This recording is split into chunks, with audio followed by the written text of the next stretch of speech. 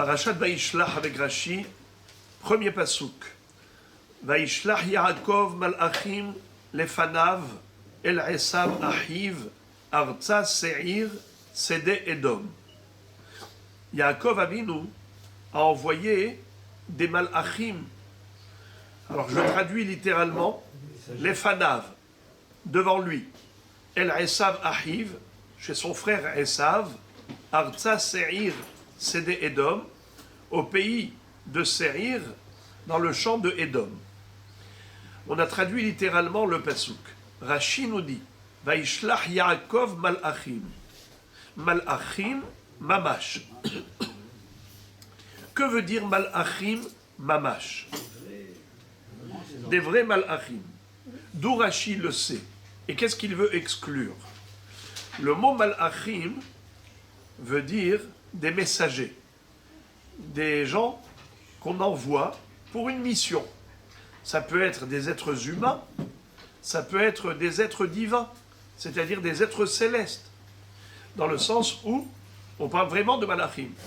Yaakov, Rashi nous dit que Yaakov Avinu a envoyé des vrais malachim, malachim mamash. D'où il le sait? Alors il le sait du mot qui est de trop. Il est écrit Vaishlach Yaakov malachim lefanav el Esav ahiv.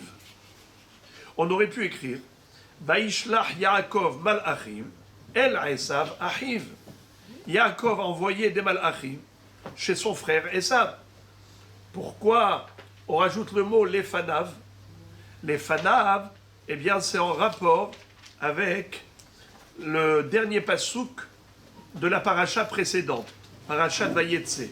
Qu'est-ce qui est écrit?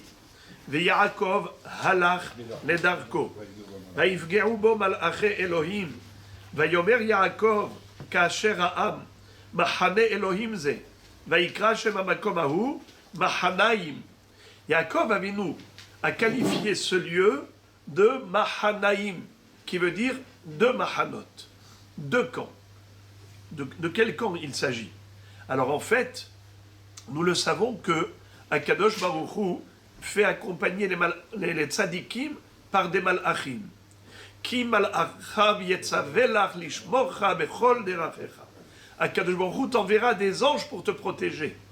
Eh bien, il y avait des malachim qui ont accompagné à l'aller et au retour Yaakov Avinu. Lorsqu'il est parti d'Eretz Israël, de Beer-Sheva, Vayetse Yaakov mi Beer-Sheva vayelech Harana, Hachem a envoyé des malachim, et dans le rêve, qu'est-ce qu'il voit? Il voit une échelle dont les pieds étaient à terre et le sommet atteignait le ciel. Il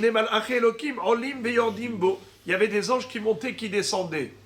Normalement, les anges, d'abord ils descendent, ensuite ils montent. Pardon, oui, d'abord ils descendent. Or ici c'est écrit Olim. Alors Olim c'est qui? C'est les anges qui l'accompagnaient en Eretz Israël, qui ne pouvaient plus l'accompagner en Chutz La'aretz, car ils n'ont pas le même niveau, les anges qui habitent en Eretz Israël et ceux qui sont en Chutz La'aretz.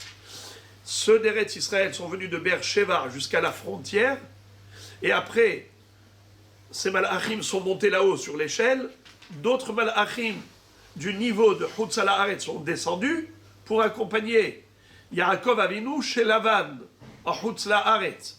Maintenant, ça faisait 20 ans qu'il était chez Lavan, Akadosh Baruch Hu lui a dit de retourner chez ses parents.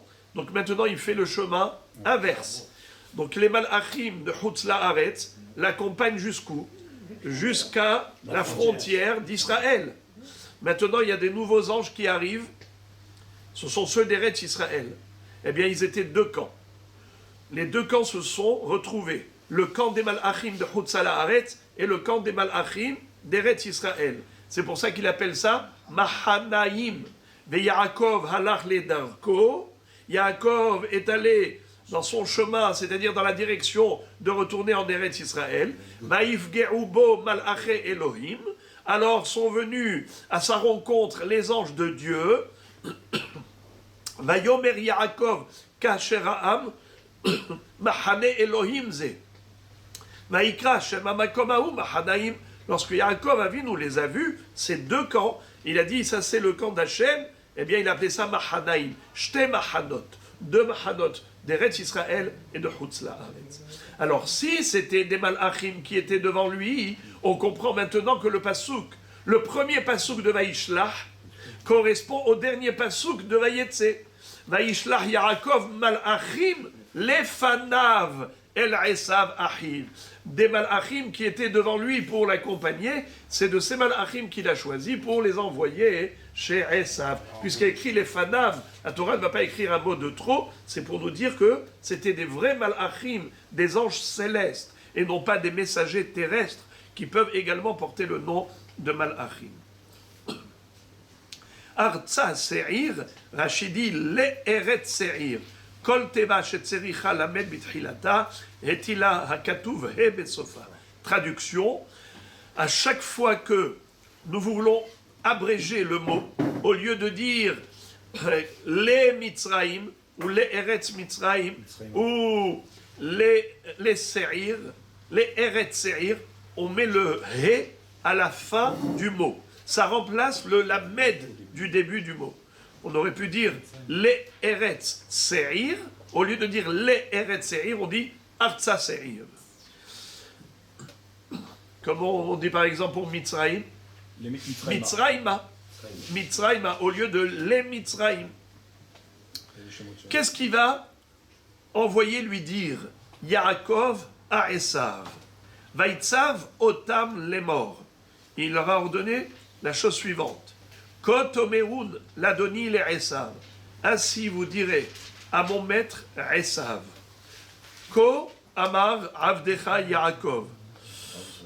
Ainsi a dit ton serviteur Yaakov. Im Lavan garti. J'ai habité chez Lavan. Va'ehar ad ata. J'ai tardé jusqu'à présent. Va'hili shor va'hamor. J'ai eu là-bas un bœuf, un âne. Rachi va dire que tout un troupeau de bœufs, ça s'appelle le bœuf, parce qu'on parle de l'espèce, la catégorie des bœufs. Alors on appelle ça shor. Comme par exemple, en Mitzraïm, il y avait des grenouilles. C'est écrit Ta'al Tsephardeya. La grenouille est montée. Mais il y avait beaucoup de grenouilles. Mais on parle de l'espèce. Vaihili shor, vahamor, un âne. Mais ça fait allusion à tout un troupeau d'ânes. J'ouvre la parenthèse pour vous dire que dans le Midrash, en fait, on dit que shor et hamor, ça fait allusion à Yosef et à Issachar. Car Yosef est comparé au taureau, Bechor, Shoro, Hadarlo, Mekarnereem, Kardav, Baem, Hamim, Yenagah, Yahdav, eh bien, lui, Issachar, est comparé au Hamor, qui porte le fardeau. Il est capable de porter des lourds fardeaux. Eh bien, ainsi, Issachar, c'est celui qui est Nosé Ol Torah, comme dit le Passouk dans Parashat Vayechi, Issachar Hamor Garem, Rovetz Ben Amishpetaim. Alors, comme pour dire, j'ai le srout de Yosef, j'ai le srout de Issachar, tu peux rien me faire de mal. Mais si on lit la traduction, on verra dans Rashi quel est le sens. Pourquoi il lui raconte ça? J'ai eu des bœufs, j'ai eu des ânes, tson, du menu bétail, vereved, des serviteurs, des shifha, des servantes, vaeshlecha leagid ladoni. J'ai envoyé le dire à mon maître. Je t'ai envoyé ce message pour te le dire, limtsohen be'enecha, pour trouver grâce à tes yeux. Comment il va trouver grâce à ses yeux? En lui disant tout cela. Et en quoi ça intéresse à Esav, franchement? Pourquoi Esav serait intéressé par ce message-là? Rashi. Garti lona aseti sarve hashuv. Yaakov savait que Esav lui en voulait. Pourquoi il lui en voulait? Parce qu'il lui a dérobé les brachot. Alors, il a voulu l'apaiser. Comment? Il lui dit, c'est sûr que tu m'en veux, mais que tu le saches, toutes ces brachot ne se sont pas accomplies pleinement, vu que si tu vois ce que j'ai, Je n'ai rien de tout ce que mon père m'a béni. Il m'a dit, Veiten lecha Elokim ital hashamayim umishmane haaretz verov dagan vetirosh. N'est-ce pas? Dagan, tirosh, c'est-à-dire des produits agricoles, des céréales, du vin. J'ai rien de tout ça. Dans tout ce que j'ai, il n'y a rien qui correspond à la bénédiction de papa. Donc arrête de m'en vouloir. Tu n'as aucune raison. Parce que si tu m'en veux pour les bénédictions que je t'ai dérobées, aucune de ces bénédictions ne s'est accomplie en moi. Car tout ce que j'ai, ça n'a rien à voir avec la bracha de papa. Garti. En plus, j'étais un guerre, un étranger, dans un pays étranger. Lona seti sar vechashuv. Papa m'avait dit, Heve gvir leachicha, vishtahavu lecha bene imecha. N'est-ce pas? Ça veut dire que tu serais quelqu'un d'important. Tu seras le maître de tes frères. Quel maître? J'étais un guerre, un étranger. Encha kedai lisno oti al birkot avicha shebirchani heve gvir leachicha. Charelonit kaimabi. Tu n'as pas de raison de me haïr pour les brachot de ton papa qui m'a béni. Tu seras le maître de tes frères, puisque cette bracha ne s'est pas accomplie. Deuxième explication, Davar Acher, Garti, Begemataria Tariag, que l'Omar, Im Lavan Garti, Vetariag Mitzvot Shamarti, Velo Lamati, Mima'asa Haraim. Qu'est-ce que ça veut dire? Deuxième message que Yaakov est en train d'envoyer à Esav, c'est qu'il lui dit, sache que tu n'arriveras pas à me faire du mal. Si tu as l'intention de m'infliger quelque chose de négatif, c'est-à-dire tu veux te venger et me faire du mal, tu n'y arriveras pas. Car je suis immunisé par les mitzvot que j'ai accomplis.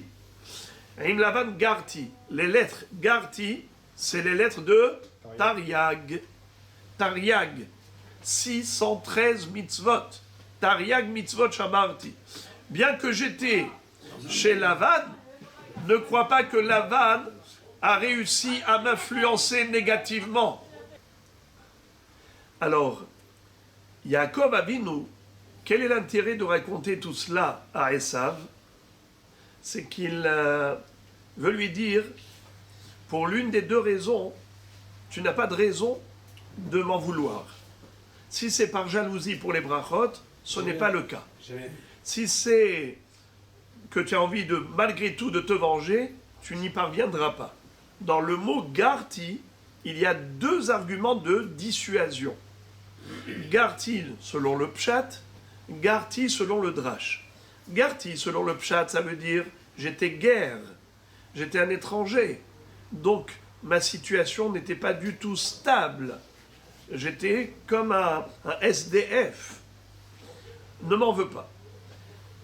Deuxièmement, même si tu m'en veux et que tu penses que tu vas réussir à me faire du mal, alors détrompe-toi.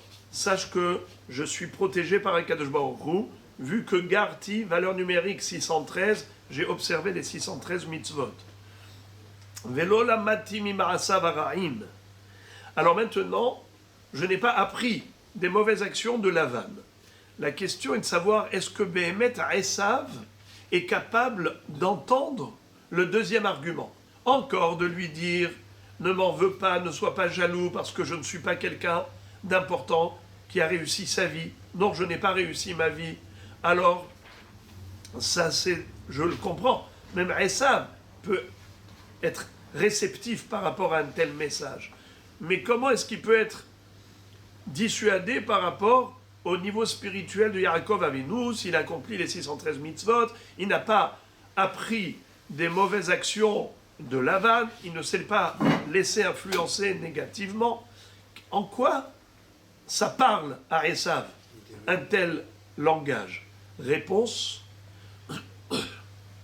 quand Esav est arrivé, après Yaakov, il a dit à son père, « Papa, bénis-moi. » Il lui a dit, « Mais j'ai déjà béni ton frère. » Il lui dit, mais c'est pas grave, tu peux le bénir à lui et à moi.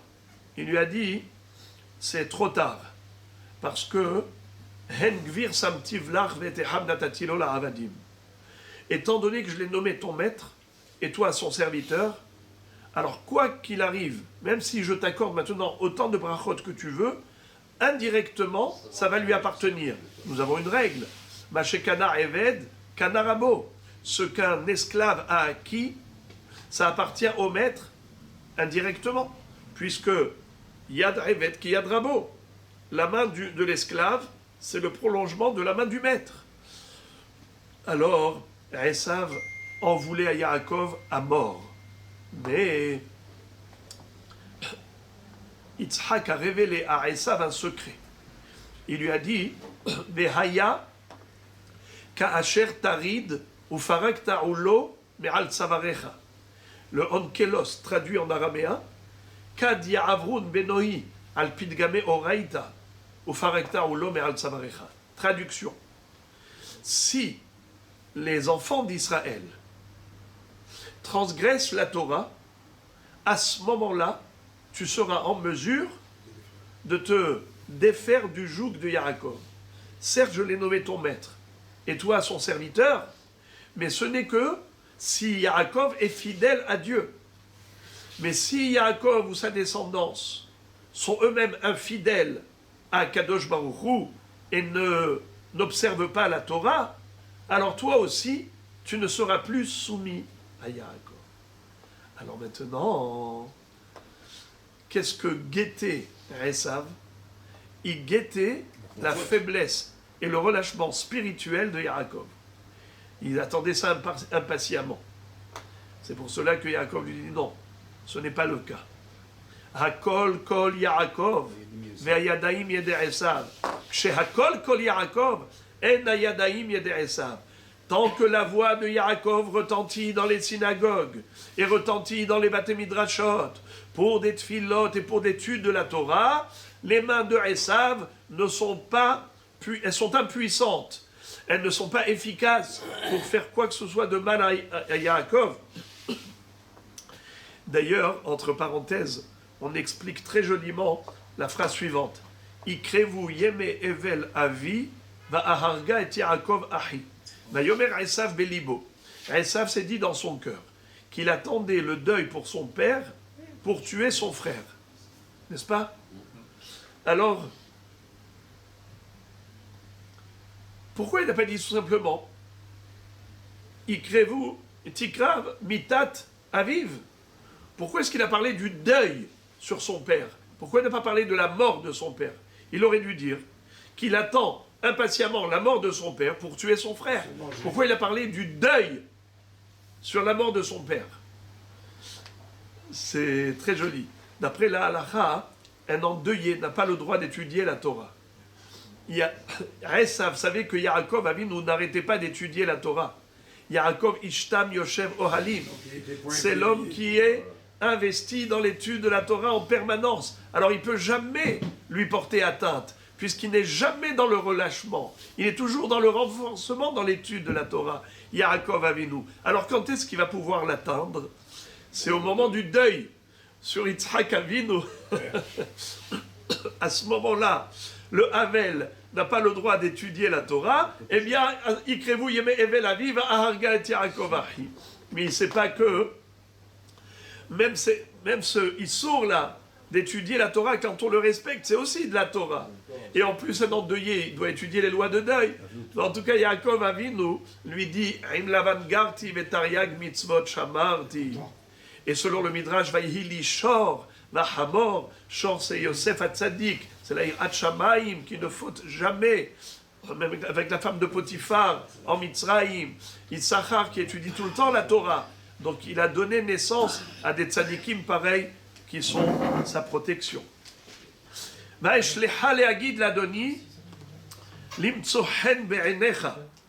Alors, il lui a dit,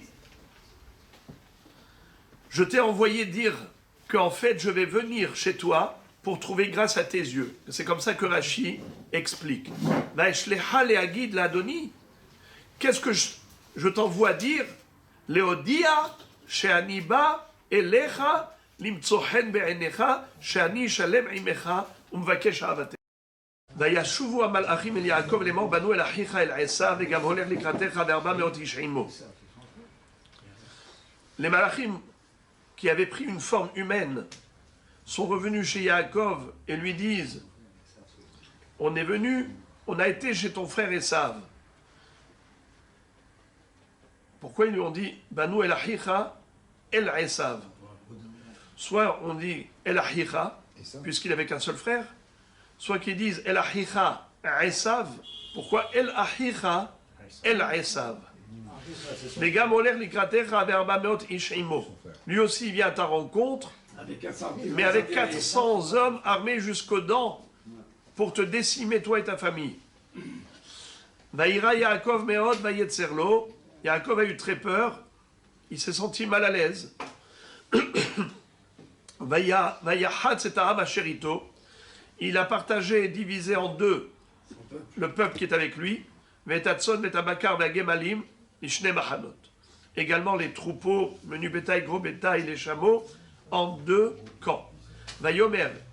Et il a dit, Im Yavor Esav, El Amachanea Ahad Vikaou, Vaya Machanea Nishar Lifleta. Si Esav va venir frapper un camp, un premier camp, eh bien la deuxième partie du camp restera rescapée. Alors, Yaakov Avinu se prépare à trois choses. Se prépare à la rencontre avec Esav par la prière, par les cadeaux de séduction et par la guerre à laquelle il se prépare si jamais elle s'impose à lui. Voici maintenant la prière. On commence par la prière. Vayomer Yaakov. Yaakov va dire Elohé Avi Avraham, Velohé Avi Yitzhak. Adonai haomer elai shuv le'artzecha u'lemolatecha ve'tiva imach. Katonti mikol hasadim u'mikol ha'emet asher asita et avdecha. Ki bemakli avarti et hayarden hazeh. Ve'ata hayiti lishne machanot. Hatzilenina miyad achim miyad Esav. Ki hare anochi oto pen yavo ve'ikani em al banim. Ve'ata amarta hetev etiv imach. Ve'samti et zaracha kechol hayam.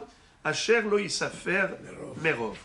Alors, les amis, on va d'abord, avant de traduire ces derniers psukim de la prière solennelle de Yaakov Avinu, on va d'abord comprendre quelle était la peur et la panique qui a saisi Yaakov quand on lui a annoncé que Esav s'apprêtait à le décimer, à l'anéantir avec sa famille.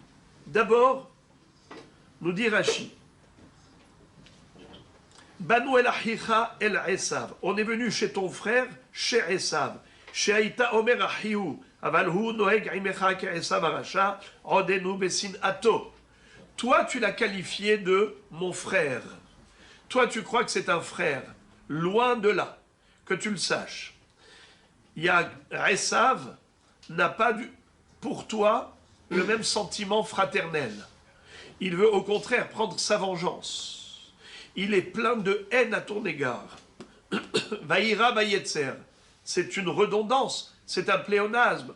Il a eu peur, il s'est senti mal. Mais évidemment, quelqu'un qui a peur, il se sent mal. Pourquoi dire Vaïra Vayetzer? Rachidi, Vaïra Shema Yehareg, Vayetzerlo, Im Yaharugu et Acherim. C'est-à-dire que ce qui dérangeait Yaakov, c'était également la nécessité d'attaquer pour se défendre. Yaakov n'est pas comme Esav, quelqu'un qui a la soif du sang, Al-Harbecha Tihyeh, qui vit sur l'épée. Au contraire, Yaakov est plein de miséricorde, de pitié. C'est ça la nature du peuple juif. Regardez aujourd'hui combien Israël subit de terrorisme. Est-ce que vous voyez des juifs attaqués pour rien, des gens étrangers? Jamais. Les Juifs sont toujours pleins de clémence, de pitié, de miséricorde. Quand vous voyez quel contraste avec ces terroristes qui se déguisent toujours et qui viennent attaquer par lâcheté des gens sans défense ou par surprise cette soif de sang de Esav et de Ishmaël, c'est exactement ce qui permet à Israël de se démarquer par ses traits de caractère, de douceur, de tendresse, de délicatesse, de gentillesse. Comme nous dit la Gemara, quels sont les simanim de la descendance d'Avraham Avinu? Rahmanim, Baishanim, Gomle Hasadim. Des gens qui sont humbles, qui sont pleins de pitié, qui sont cléments et bienveillants. Ça, c'est le tempérament du Ram Israël. Il avait tout à fait le droit. Il est venu pour le tuer, son frère. Et dans la Torah, on dit, si quelqu'un va te tuer, tu te lèves avant pour aller le tuer. Bravo. C'est pour cela qu'il a eu peur, Vaïra Yaakov, il a eu peur de se faire tuer. Vaïetzerlo, il se sentait mal à l'aise d'être obligé d'accomplir la règle de Habal et Angecha Ashkem Leongo. Si quelqu'un vient te tuer, lève-toi et devance-le, avant que lui, pas Yaakov. Il ne le fait pas de gaieté de cœur. D'être obligé d'attaquer pour se défendre, il n'y a pas quelque chose qui met plus mal à l'aise Yaakov Avinu que cela.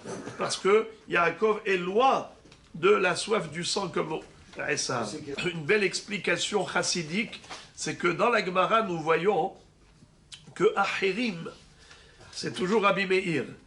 Rachid dit, Shema Yaharog Hu et Acherim, étant donné que Rabbi Meir est de la descendance de Esav, et il va se convertir au judaïsme, alors il avait peur de tuer Esav et par voie de conséquence, empêcher l'arrivée au monde de Rabbi Meir Baalanes, qui s'appelle Acherim. Alors, il a dit, je vais diviser en deux le camp. S'il frappe un premier, le second sera sauvé. Malgré lui sauvé. Amahane ahat veikahu. Mahane, c'est masculin ou féminin? Tu as dit masculin, alors pourquoi c'est écrit Amahane ha'ahat? On aurait dû dire Amahane ha'ehad. C'est écrit Mahane ha'ahat. Alors, Mahane c'est quoi? Je répète, Amahane ha'ahat. Ahat, c'est masculin ou féminin? Féminin. Alors, Mahane, c'est quoi? Féminin. Réponds, Rabbi Daniel. C'est féminin. Féminin. Alors, pourquoi c'est écrit Veikahu? Il fallait écrire Veika Otah. Exact. Alors, Mahane, c'est masculin ou féminin? Masculin. Les deux. Alors, Rashi nous dit Mahane Meshamesh, Lachon Zachar, Velachon Nekeva. Imtahane alay Mahane. הרי לשון נקבה, המחנה הזה, לשון זכר. וכן יש שאר דברים משמשים לשון זכר ולשון נקבה, כמו השמש.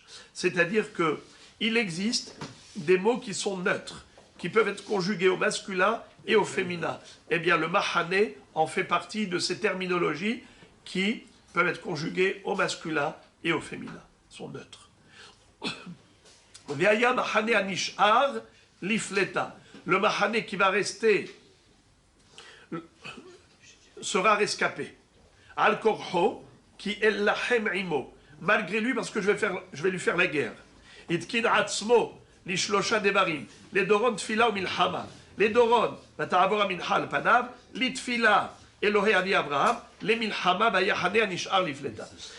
Comment est-ce que Yaakov Avinu est persuadé que le deuxième mahane sera rescapé? Parce qu'il dit, s'il va se battre avec le premier Mahane, eh bien le deuxième Mahane, qu'il le veuille ou pas, eh bien il ne sera pas, il tombera pas entre ses mains parce que moi je vais lui livrer guerre. D'accord? Alors les amis, écoutez bien. Il y a un très beau pirouche qui dit que, en fait, Yaakov Avinu, qu'est-ce qu'il a fait? Il a mis sa famille à l'arrière dans le deuxième Mahane. Et lui, il a été dans le premier. Pas comme Rashi dit. Rashi dit qu'au contraire, Yaakov s'est mis dans le deuxième Mahane. Comme ça, si il voit que Esav a des intentions malveillantes et qu'il va liquider le premier Mahane, alors lui, Yaakov, il est là pour défendre le deuxième Mahane. Il est prêt à aller jusqu'au bout. Et Yaakov Avinu était très fort. Mais d'après le deuxième pirouche, c'est le contraire. Il s'est mis lui en danger. Et il a mis le deuxième Mahane à une distance de plus d'un jour. Et il savait que son frère devait mourir le même jour que lui. D'où il savait. Rivka Nevi'a a dit Lama eshkal gam shenechem yom echad. Pourquoi je vais vous perdre tous les deux le même jour? Et Chachamim disent qu'elle a eu la Nevoua. Parce que au moment où on devait enterrer Yaakov Avinu, eh bien, Esav a été décapité par Hushim ben Dan, Yehuda. Eh bien, il a dit je vais mettre un écart entre les deux Mahanot de plus d'un jour. Si c'est plus d'un jour, alors ok, admettons que Has Veshalom, il a réussi à tuer Yaakov, mais Yaakov a mis en sécurité sa famille. Comment? C'est que Esav va mourir le même jour que lui. Et donc Esav ne pourra pas atteindre le deuxième Mahané qui se trouve à une distance de plus d'un jour. Un autre jour. Un autre jour. C'était le moyen pour Yaakov Avinu de mettre en sécurité sa famille. Vaya Mahane Hanishar Lifleta. Fleta, ça veut dire rescapé. Je vais m'arrêter ici, juste en vous disant, avant qu'on... Be'ezrat Hashem, on reprend demain, mais je voudrais juste dire que Yaakov Avinu va, au travers de cette prière qu'on va développer, Be'ezrat Hashem, demain, il va dire Hashem Eloké, Avi Avraham, Eloké Avi Yitzhak, Hashem Omer Elai, Shuv Le'artzecha Ulmolatecha Vetiva Imach. Dieu qui m'a promis de me sécuriser, de me protéger, de me ramener en paix chez mes parents.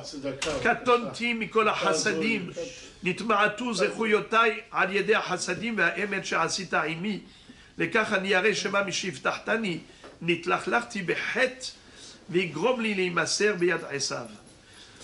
C'est-à-dire que je suis devenu petit, katonti, je suis devenu petit. Alors on dit comme ça, qu'un Talmid Chacham, il doit avoir Sheminit Shebashminit Ga'ava. Il doit avoir un huitième de huitième d'orgueil. 64e. Quelle est la paracha numéro 8? La paracha numéro 8 du Chumash, Vaishlach. Quel est le pasuk numéro 8 de cette paracha? Katonti. Mikola Hasadim. Donc en fait, c'est pour nous dire que on doit se faire petit, très très petit. Si on traduit Shminit Sheba Shminit, c'est un 64e de Gava, mais c'est-à-dire qu'il faut une petite pincée. Mais le Gaon de Vilna dit, ça veut dire qu'il faut avoir 0 Gava. Parce que, comme a dit Yaakov Avinu, Katonti, Mikola Hasadim ou Mikola Emet. Et pourquoi je suis devenu petit? Parce que tu m'as rendu tellement de services à Kadosh Baruch Hu, beaucoup plus que ce que je mérite. À force de recevoir des bienfaits divins, toutes les mitzvot que j'ai pu accomplir, ça y est, elles ont déjà été réduites par la récompense que tu m'as déjà donnée dans ce monde. Et en plus, c'est que peut-être que j'ai fauté, je ne suis qu'un être humain, et je ne suis pas sûr d'avoir été... Alors, je ne mérite pas l'accomplissement des promesses de me protéger, mais malgré tout, comme étant une miséricorde qui est gratuite de ta part, de me sauver des mains de Esav Aracha. Et on verra demain beaucoup plus en profondeur quel était le sens de cette prière.